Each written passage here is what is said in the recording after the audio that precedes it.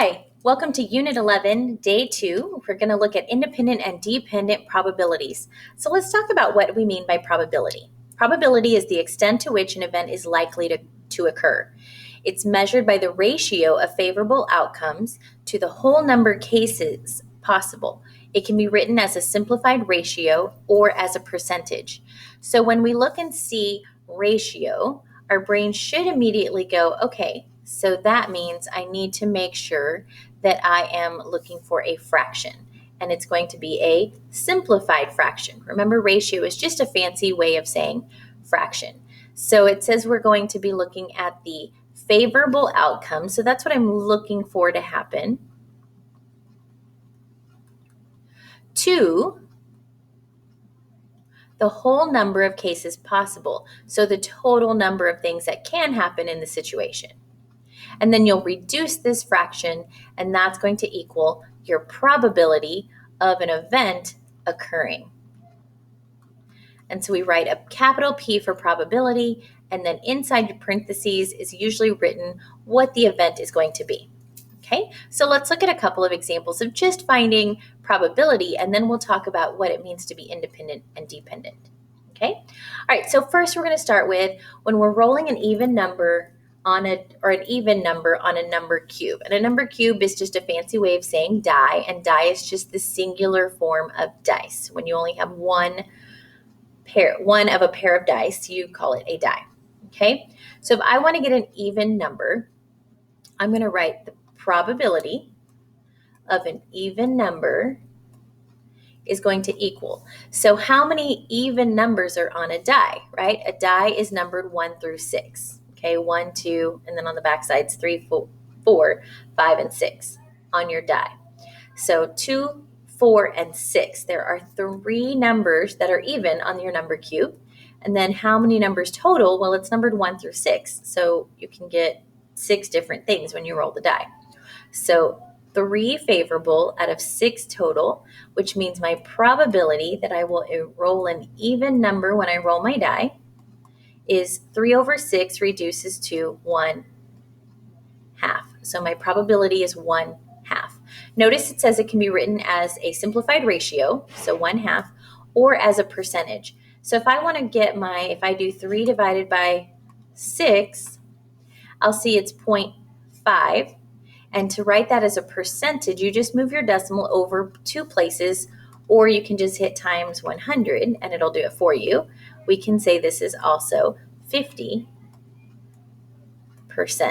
So 1/2 or 50%.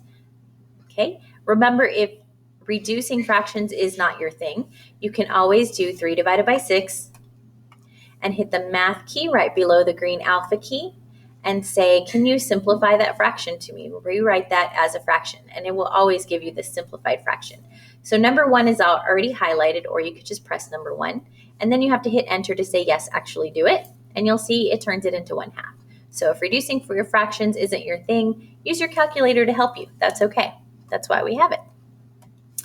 All right, so next, pulling a red marble out of a bag that contains 5 blue marbles, 3 red marbles, and 7 black marbles. So I'm going to look for the probability that I'm going to get a red marble.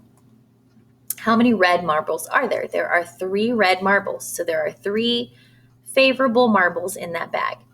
How many marbles are there total? 7 black, 3 red, and 5 blue. So 7 plus 3 is 10, plus 5. There are 15 marbles in the bag. So my probability that I will pull out a red marble out of that bag is 3 out of 15, which reduces to, I'm going to hit math, and I'm going to go with number 1, so enter, and then hit enter again, 1/5. As a percentage, you can either type in 1 divided by 5, or you can go math and say, okay, now this time give me a decimal. So you can choose number 2 and say, give that to me as a decimal, and it'll give me 0.2 times 100, 20%. So the probability of pulling out a red marble out of that bag is 1 out of every 5 tries, or 20%. Okay? All right, the next one, tossing a coin and it landing heads up. So tossing a coin landing heads up, there are the probability that it'll land on heads is there are two sides to the coin. There's only one side that has heads, one side that has tails. So that's going to be one favorable outcome out of two total outcomes. That doesn't reduce, right? That is 1/2 is as low as that can get. And I know 1/2, we've already done that over here. I know that is going to be 50% of the time my coin should land heads up. Okay. Now this is called theoretical probability because we're just talking about, in theory, half the time I should roll an even number. In theory, 1 out of 5 times I should pull a red marble. In theory, half the time my coin should land heads up. But we know that if we just get out a coin, you can flip it, and just because it lands tails the first time doesn't mean it's for sure going to land heads the next time. It's not necessarily going to always give you exactly even numbers. Okay, so this is in theory what should happen.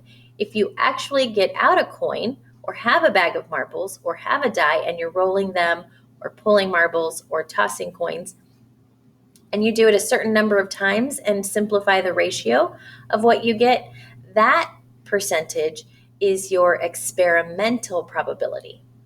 Okay, in the next video, we're going to look at what happens if you're doing 2 or more things at a time. So let's say you're rolling a number cube and then you're tossing a coin, or you're pulling out a marble twice. Okay, you're pulling out 2 marbles. Okay, we're going to talk about what it means to be an independent event and what it means to be dependent events. So come on back for that next video. Thanks for watching.